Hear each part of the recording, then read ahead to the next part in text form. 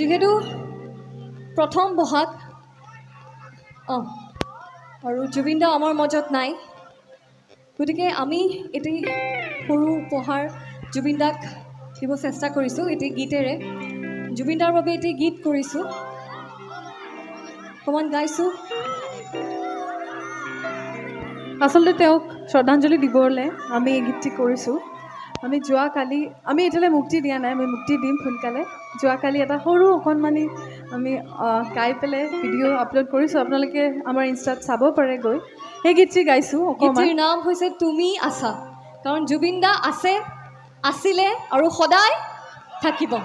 য়েছ, গীতটি তেনেকুৱাই গাইছোঁ।